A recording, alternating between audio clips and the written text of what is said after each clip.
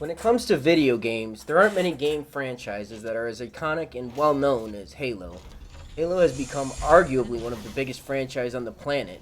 Video games, books, web series, and even a TV show that I heard is god awful and haven't seen have pushed Halo to be one of the biggest franchises in gaming, as well as prominent franchise in media in general. A lot of people who don't even play games still have at least heard of Halo. It's definitely become a well-known series since the first game was published all the way back in 2001. The first game is what we'll be focusing on today. Halo Combat Evolved was released in 2001 and took the gaming market by storm. Now, FPSs weren't anything new. Doom and Wolfenstein and Quake had been around since the 90s, and many clones and copies of those games had come out since then with varying degrees of quality. But Halo was one of the first FPS games that would put an emphasis on large open areas that allowed the player to flank and outmaneuver the enemies in various ways that the maze-like design of previous FPS games couldn't. It was one of the first FPS games to link its level locations with a single overarching narrative that matched, and were a lot more varied than the mazes of Hell or the bases of Wolfenstein up to that point. It also had improved graphics more than anything else that had come before, with fully rendered 3D environments as opposed to mostly flat 2D walls with textures on them a la Doom.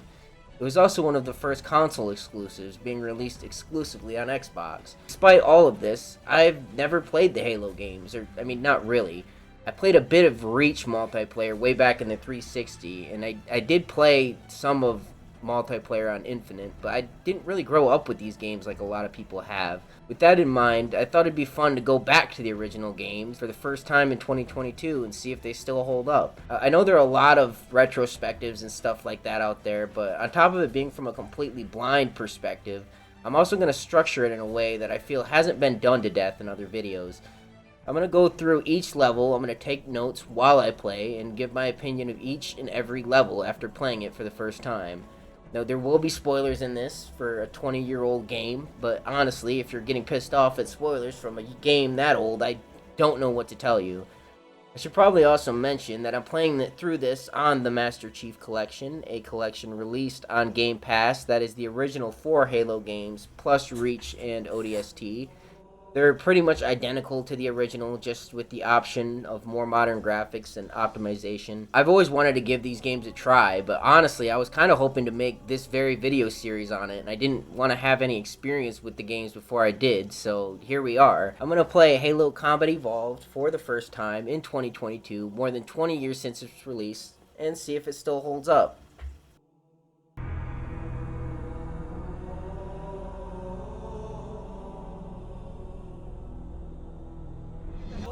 We start our journey on the Pillars of Autumn, the first level in the entire Halo franchise. We start off with a basic tutorial section where you look around the room before learning that the ship is under attack. Run out of the room to get to the bridge of the ship, but still without a weapon. We progress through the level not shooting anything until we get to the bridge to find the captain and trigger a cutscene. Good to see you, Master Chief. Things aren't going well. Apparently, the Covenant are attacking us, and the captain plans in trying to land the ship on a quote-unquote new object we found. He uploads Cortana, the ship AI, to your suit, as apparently that's protocol. This gives you Cortana, who will continue to talk with Chief and help you throughout the game. After this, you leave the room, Master Chief pulls a pistol out of his ass, and the game begins proper.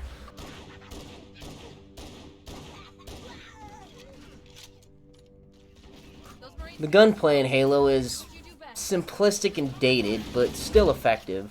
A lot of the quality of life features that were developed later on aren't present here, and compared to modern offerings, it can certainly feel a bit basic.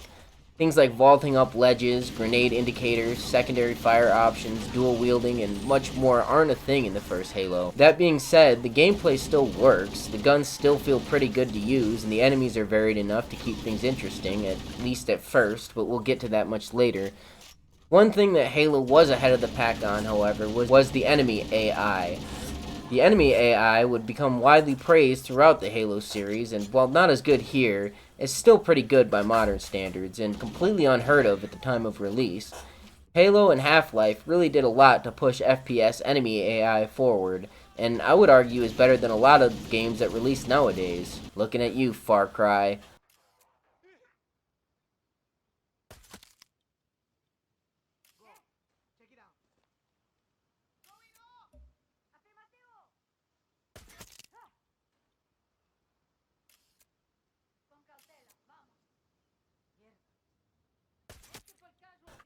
The enemy will flank you, try to rush you when you are hurt or reloading, try to flush you out with grenades, and generally work together to try and kill you, which keeps the game fun, because the enemies behave intelligently and it's fun to outsmart and beat them. Pillars of Autumn is a good introductory level. It's pretty easy, and most of it is confined to tight corridors and small rooms. Obviously, this was to let the player get used to the controls and the gameplay before pushing them out into the wide open areas, but still give the player a bit of room so they can have options on what enemies to take and where. It ends with you finding an escape shuttle and escaping with a platoon of infantry.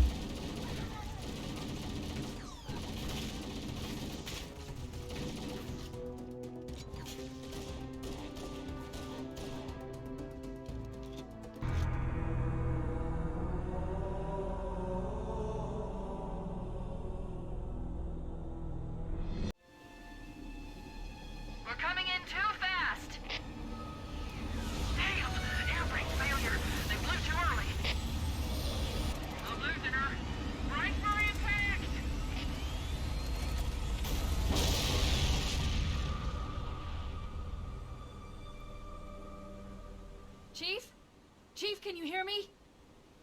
The second level, Halo, begins with you and your transport of unlucky grunts crash landing on a Halo Ringworld. A Ringworld with an artificial environment across it. Of course, Chief, being the Giga Chad that he is the only one to survive. This level looks nice. It's not mind-blowing. I mean, this game was released in 2001. You can only expect so much. But it's not ugly, and it was comparable to a lot of the other games to come out at the time. Still, the aesthetic is pretty cool. Looking up at the sky and seeing the rest of the ring that you're on in the distance. To fight your way to this big structure, you will find another group of downed survivors, and it's here that you will probably learn of the powerhouse that is the Halo Combat Evolved Pistol.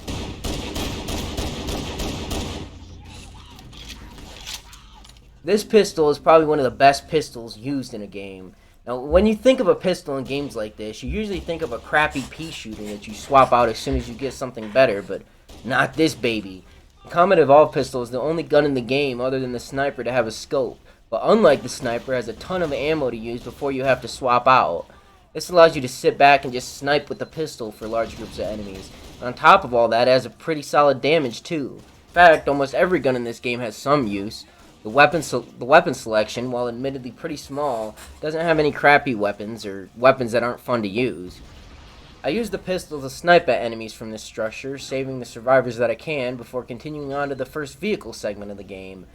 Vehicles in this game are kind of bad, to be honest. They never really feel right, and they seem to flip over just by driving over small hills or turning too fast, which can get you killed if you're being shot at. The driving just feels kind of unresponsive, the Warthog in particular being the worst. This fucking thing's life goal is to flip, I swear to fucking God. The good thing about this, though, is that it has a badass turret on the back that I ended up using throughout the entire rest of the level to clear out mobs.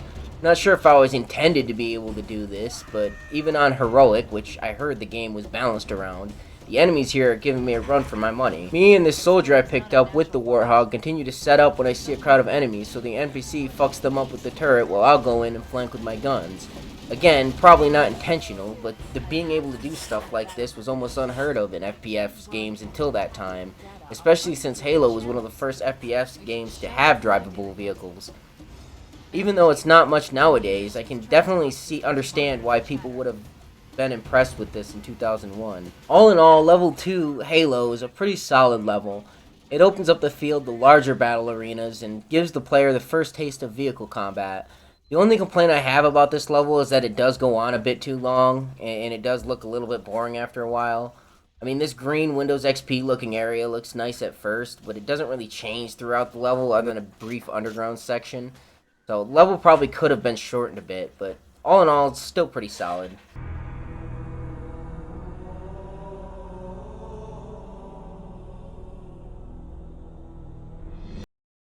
Don't open fire until you hear the enemy return fire on us. That should let us keep the element of surprise.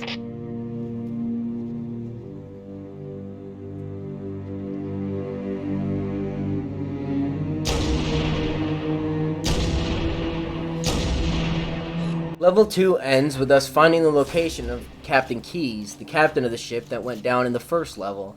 and other survivors who are also being held captive aboard a Covenant ship. Level 3 revolves around you getting onto the ship where they're being held and breaking them out. The level begins outside a Covenant ship at night, and you start fighting your way there.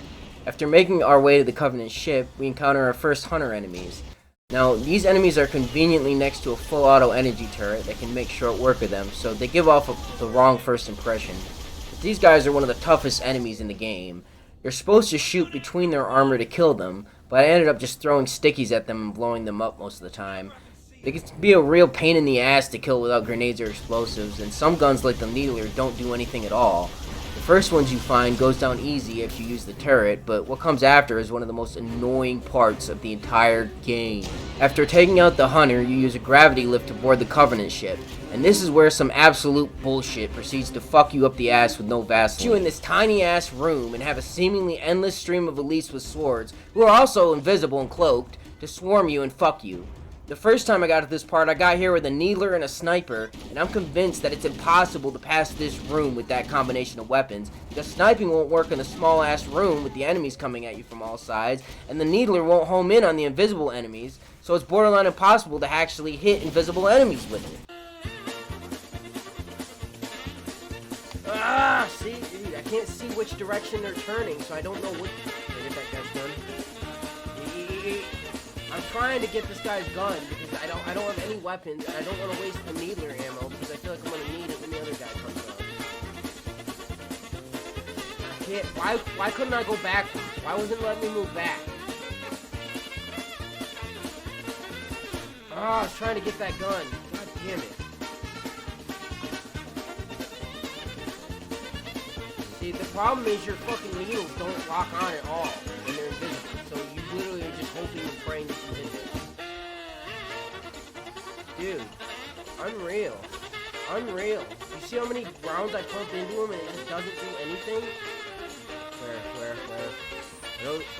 See, you can't see him. This enemy is stupid.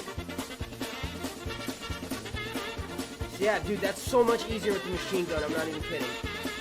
Oh shit, where is he? Where is he? There he is! Ah, damn it!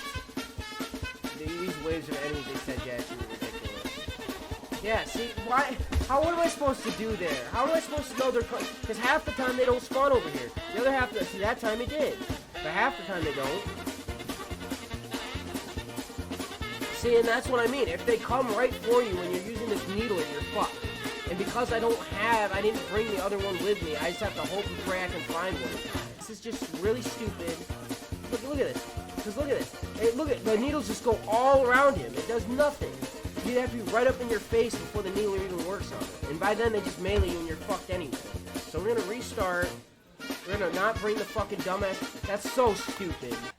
I eventually restarted the level and came back with the assault rifle, which does make it easier. But even then, it's fucking ridiculous.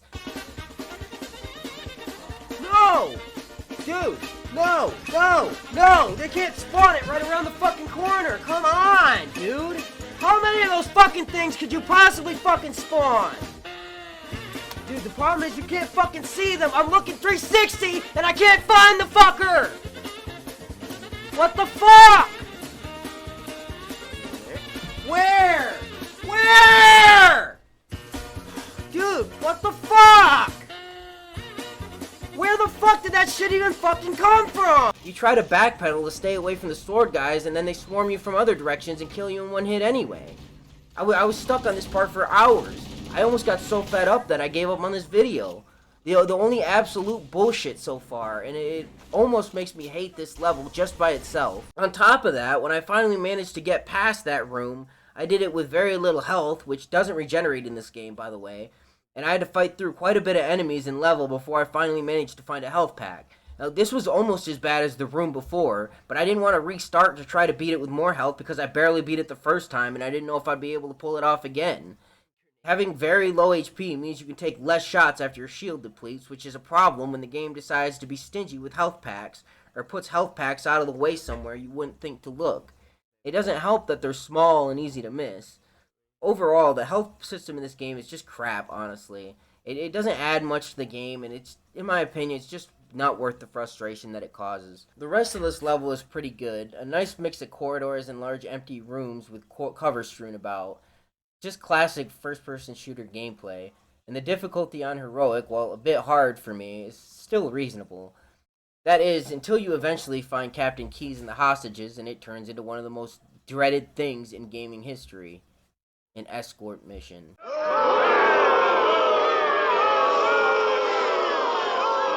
With all fairness, this one isn't the worst one I've played, but it's still an escort mission, and an early one at that.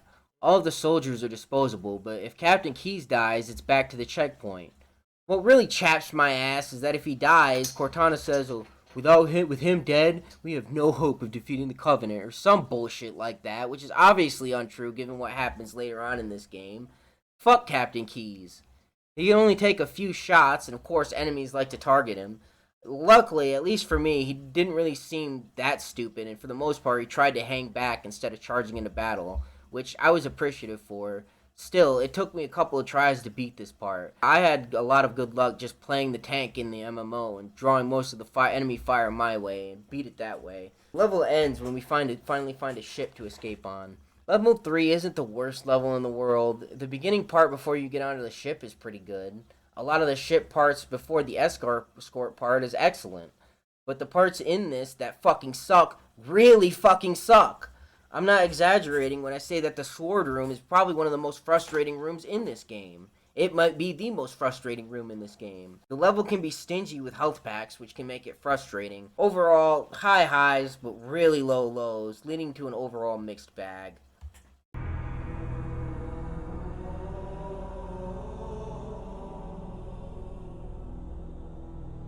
This leads us to level 4. The Silent Cartographer, which is widely considered to be the best level that this game has to offer.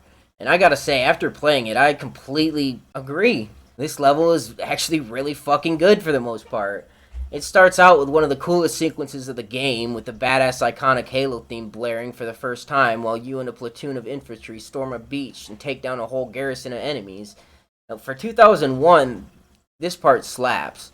The beachfront is a fun battleground to fight through, and it's fun working with the soldiers to take out Covenant here. After the beachfront segment, we continue to fight groups of enemies, including one with 2 goddamn hunters in a tiny-ass room that I got stuck on for a while.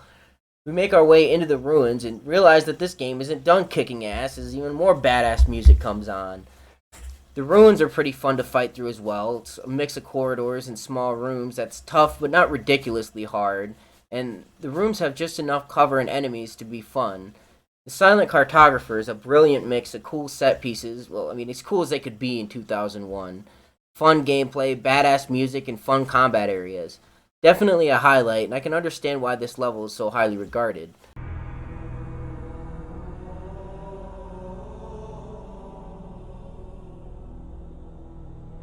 The next level, Assault on the Control Room, is admittedly a step down from the Silent Cartographer, but it's still, in my opinion, a really solid level. There are a lot of copy and pasted rooms, and it can be easy to get lost if not for the arrows on the floor, which took me an embarrassing amount of time to notice. The level seems to be really fond of rooms and bridges. Other than that, this level consists of a lot of big empty areas that you get to play around with vehicles. There's this part with a bunch of sleeping grunts on a bridge that's also pretty fun.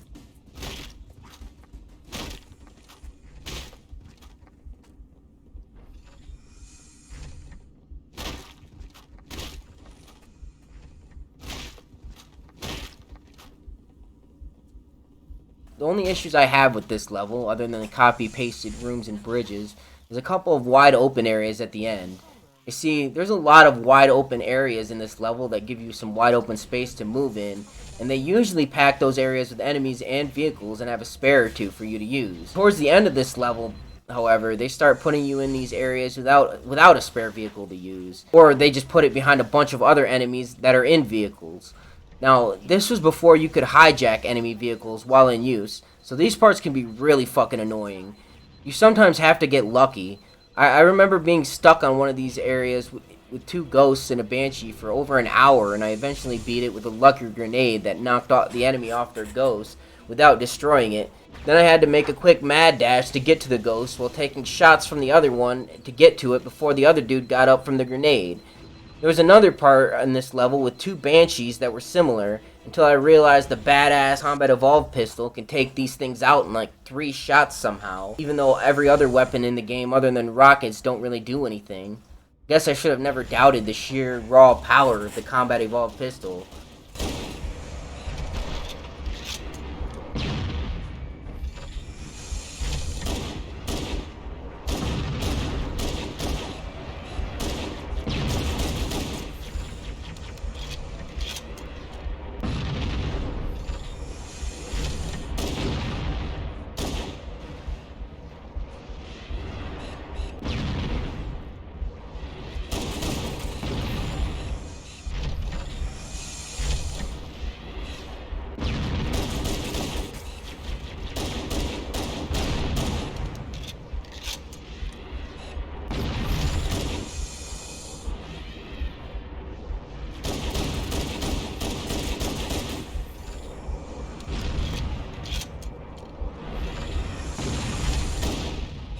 The mission ends with the revelation that other soldiers somewhere on the planet are doing something and need to be stopped, and apparently there's no time to explain. All in all, I would say that the assault on the room was a pretty good level, despite a couple of frustrating parts. It does a good job at introducing new vehicles to fight and use, and a new ice environment to keep things visually interesting. The music in this continues to be awesome, and it seems like the game is hitting its stride. There's no time. Get out of here, find keys, stop him. Before it's too late!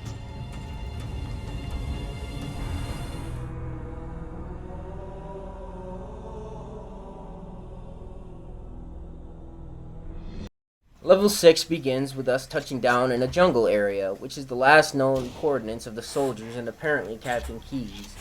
I was initially impressed with this game's ability to bring in new environments and biomes for every level up to this point to keep things visually interesting, but sadly I believe this is the last new biome in this game.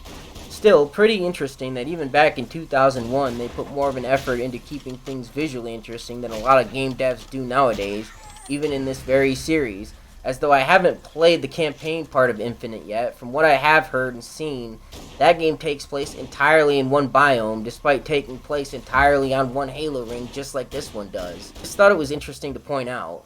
The devs here did a better job at keeping things interesting in the same locations than the new ones did nowadays. Level 6 is a particularly short and easy level, but honestly, I'm not complaining.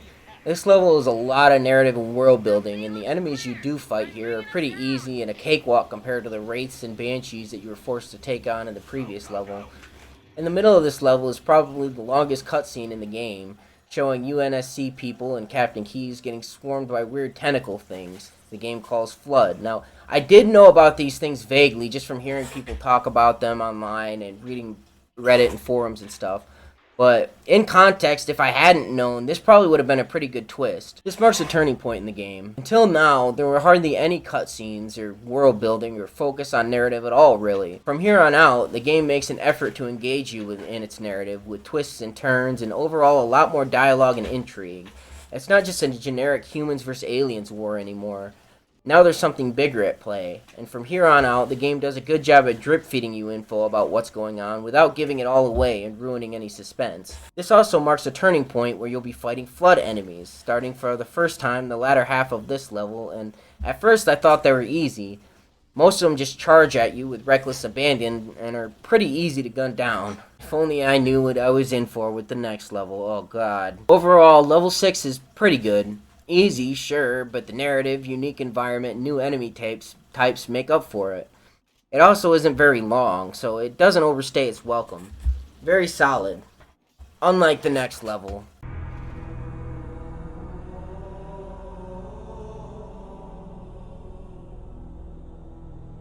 Level 7, the library, is the bane of my existence. This was by far the most frustrating level in the game for me, and if I never play it again, it'll be too soon.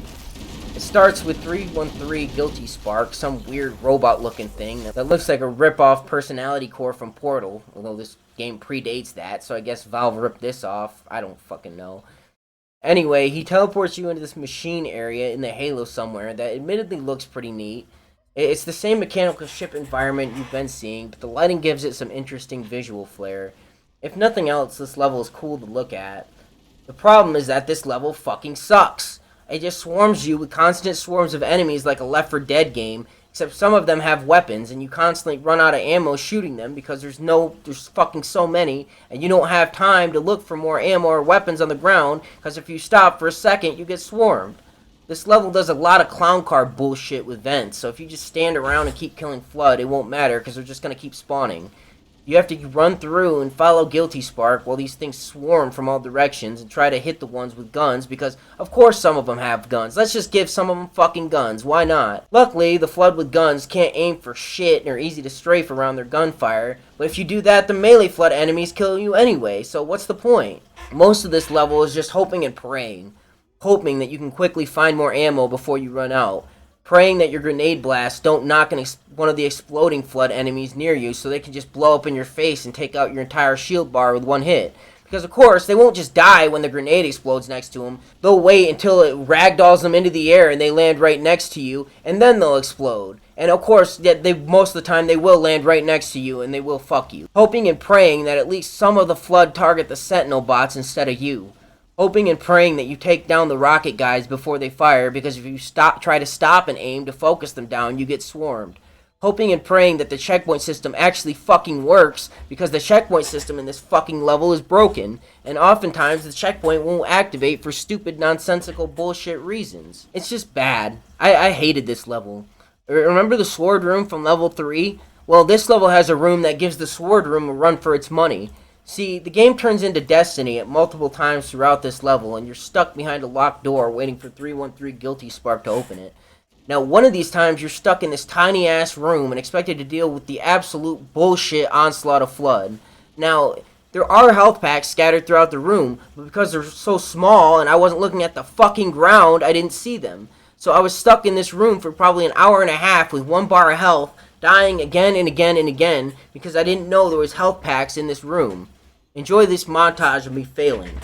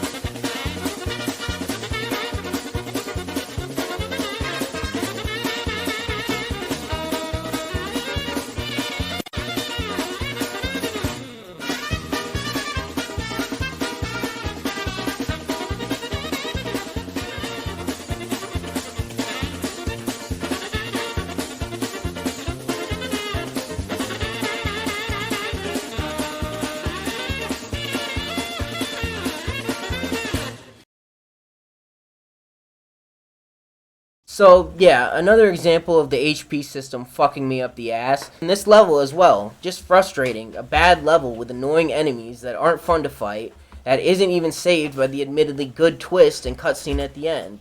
The worst level by far, by a landslide. It's not even close.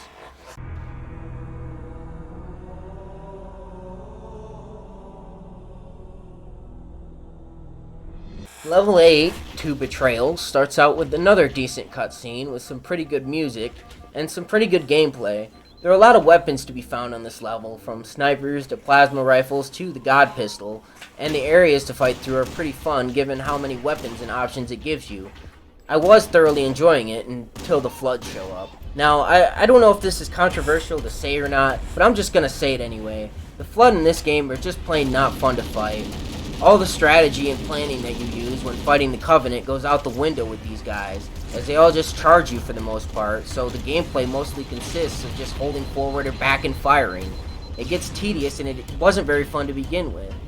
The decent enemy AI isn't showcased with Flood either, so it doesn't even lean into what the game is good at. Regardless, we continue on through another ice level. Ammo continues to be a problem, mostly due to the Flood enemies which swarm in such large numbers that it necessitates ammo dumping.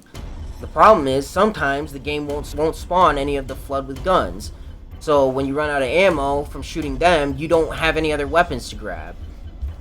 Honestly, there's not much to say about this level. It kind of seems like a rehash of the 5th level, even using some of the same bridges. It's still fun while fighting Covenant, but fighting Flood kind of sucks for the reasons already stated, and most of the level is fighting them. You get to fly a Banshee around for a while, which is pretty fun. There's a part near the end in a giant field with multiple rocket Flood that's a pain in the ass. It took me another hour or two to beat.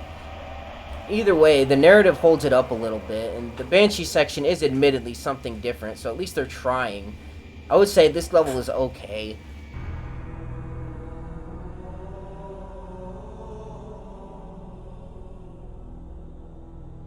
Level 9, the penultimate level, starts out in a nighttime level reminiscent of level 3, down to the objectives and the environments.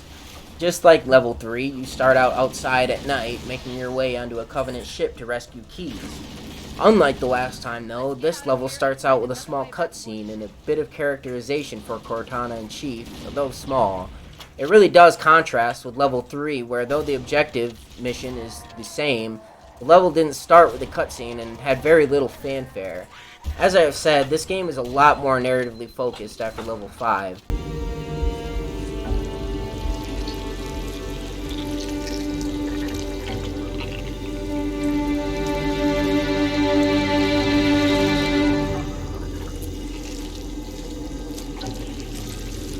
No human life signs detected. The captain, he's one of them.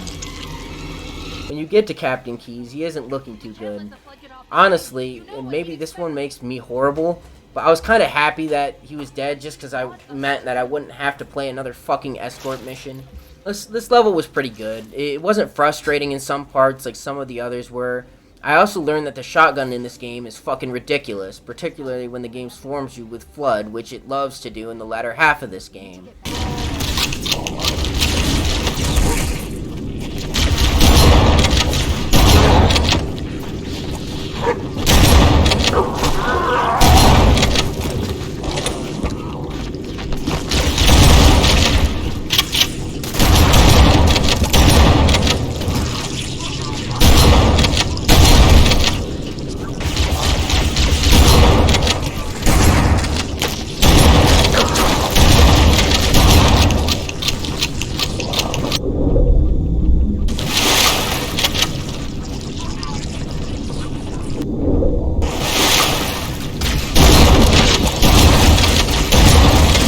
I wish I'd figured this out earlier.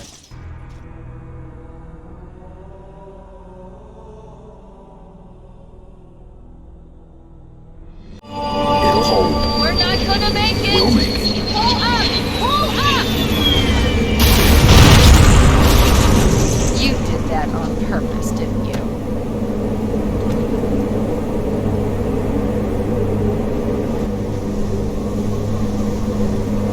This leads us to level 10, the final mission of the game, and it's kind of a rehash of the first mission, honestly, except with the Flood instead of Covenant. Yeah, you go back to the ship that you started on, although it's crashed on the Halo ring now, and you have to activate the reactors on it to blow it up. Honestly, I remember reading somewhere that the latter half of this game is just going back through the first half, and although I wouldn't go that far, it's pretty obvious that they're just reusing assets and rooms.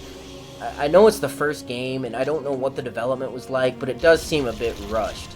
Maybe that's why most of the interesting narrative stuff happens in the later half of the game, to keep people playing, because they thought that maybe people would stop when they recognized the reused location. Honestly, I didn't have a problem with most of this level, up until you have to open vents and use explosives to overload the reactor. The problem is you have to jump up on this barrel to jump up on the platform to jump up onto another platform to do it, and well...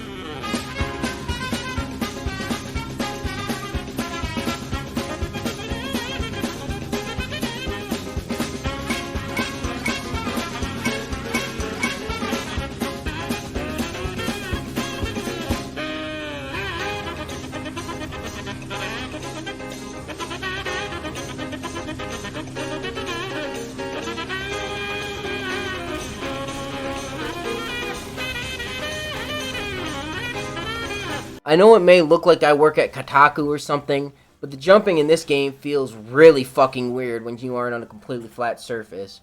From what I can tell, if you step forward on an uneven surface, the game registers Master Chief as falling, and thus doesn't let you jump for a few milliseconds, so your jumps and movement controls can feel delayed and sometimes just not work at all. It's really weird, and it's hard to describe just how off it feels, but I had to mention it. Luckily, there's no platforming in this game other than this, so I think they knew that it was wonky. On top of that, there's a metal platform that you have to jump up onto right after that seems like complete luck whether you get up onto it. And you have to balance on these narrow beams and use explosives on these vents, which, if you tried using grenades like I did at first, is almost impossible. You have to do some kind of weird trick shot bullshit to get them in, and even then half the time they don't fucking work. Luckily, the game provides a rocket launcher a couple of rooms before that you can backtrack to and get that makes this process a fuck of a lot easier. After this, the game ends with a pretty badass sequence of racing to get off of the exploding ring and a timer while the Halo theme plays. Overall, this whole sequence near the end was fucking cool. Then again, I'm convinced that the Halo theme song could make anything fucking cool at this point, so it is what it is. It's not very hard, but I still managed to get to the end with only a minute to spare. We got off the Halo ring, everything blows up, we get a little cutscene at the end with a vague sequel bait, and the end credits roll. It's finished. No, I think we're just getting started.